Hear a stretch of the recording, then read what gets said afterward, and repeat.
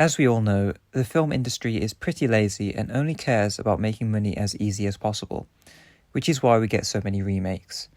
These remakes often never come close to the original, and if there is a genre that is no stranger to these remakes, it is the horror genre.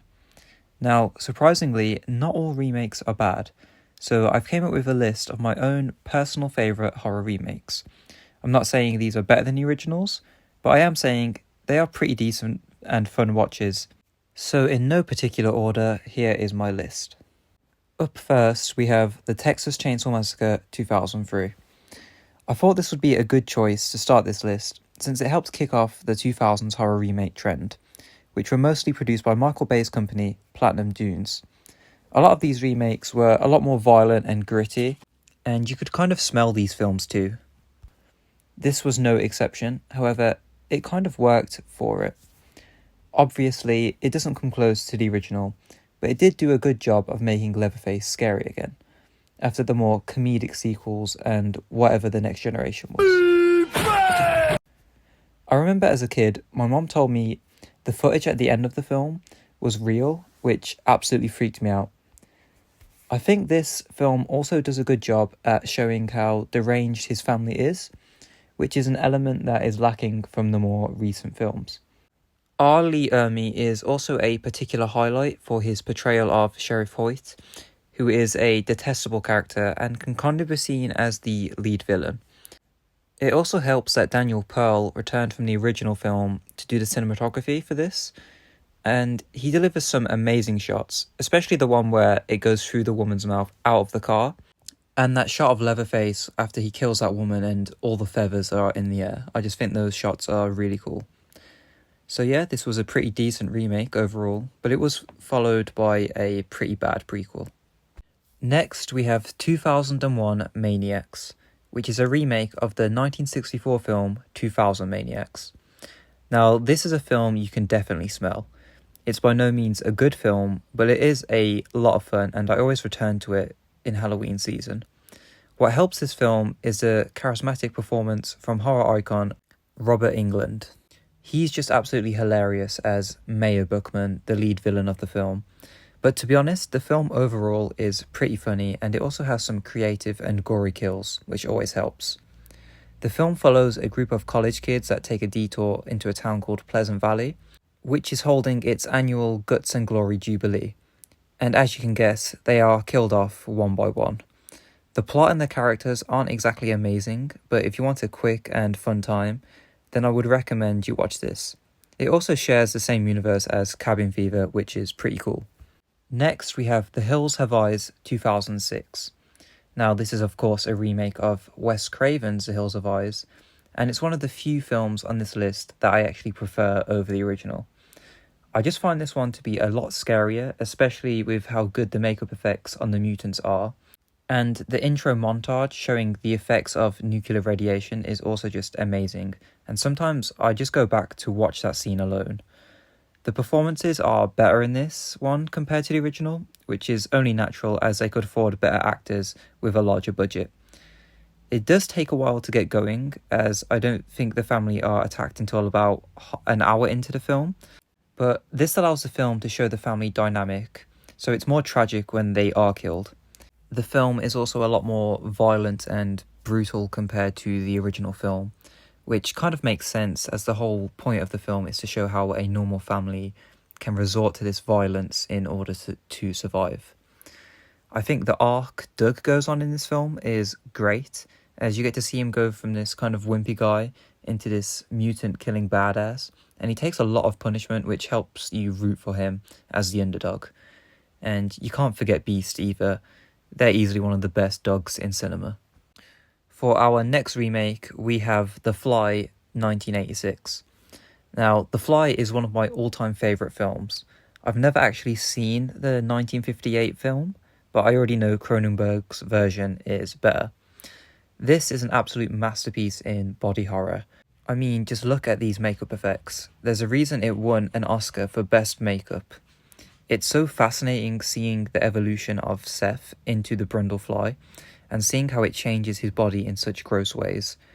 I did show this to my girlfriend, and she liked it, but also found it disgusting, so that was just great.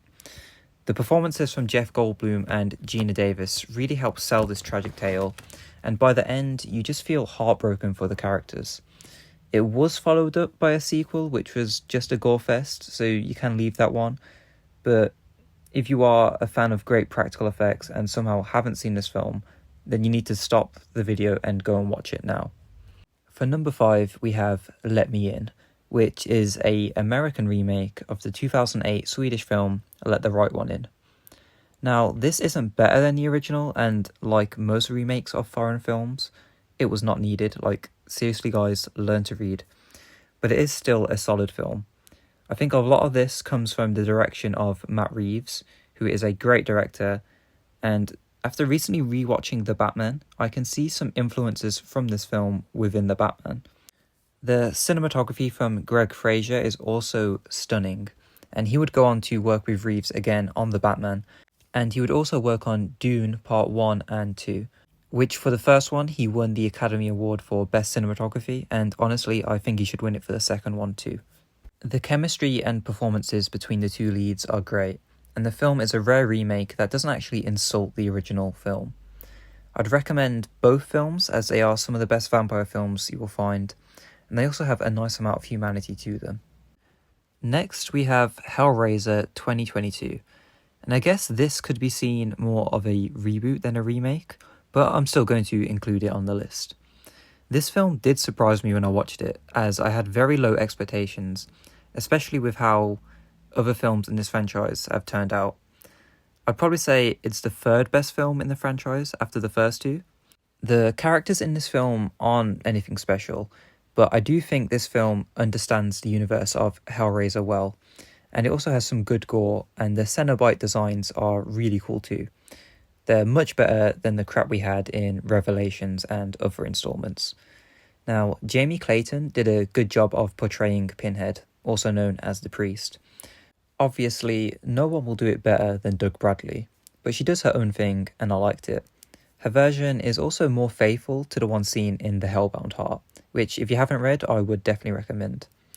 I do need to also rewatch this film, as I've only seen it once when it came out, but I did enjoy it, and I would like to see a sequel in the future. What I didn't like though was that Chatterer does get done dirty again, and that really annoyed me as he's my favourite Cenobite. Next we have The House of Wax 2005. This is another one that isn't actually a good film, but I find it entertaining in a trashy fun kind of way.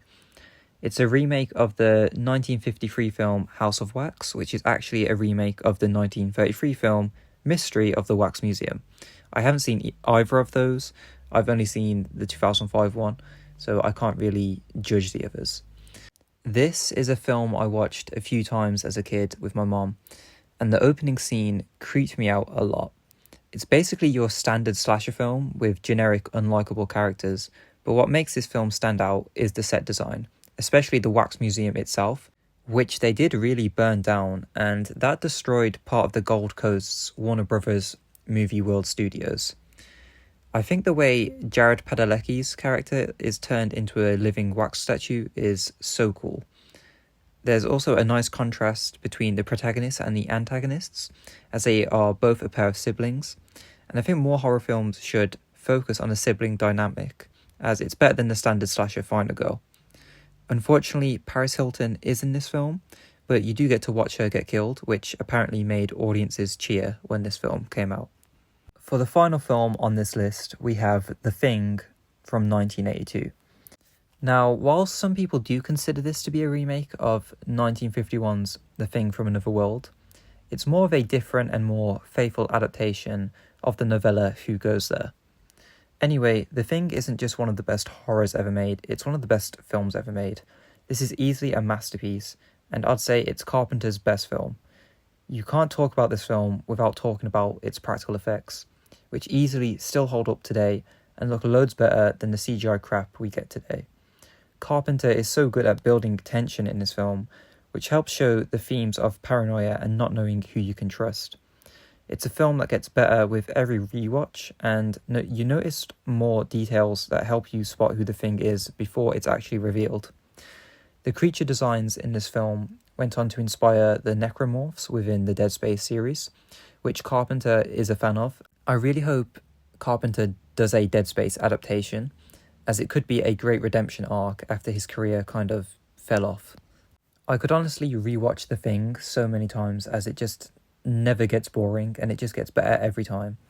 So yeah, I would definitely recommend it. But I wouldn't recommend its 2011 prequel, as they made The Thing CGI, which I consider to be one of cinema's greatest crimes. So that's my list of my favourite horror movie remakes. I'll probably do another one at some point, as there are some I missed, and I'm planning on doing a video for the worst horror remakes. These are just my opinions, so you don't have to agree with them, and if you have any personal favourites, let me know what they are in the comments, and thank you for watching the video.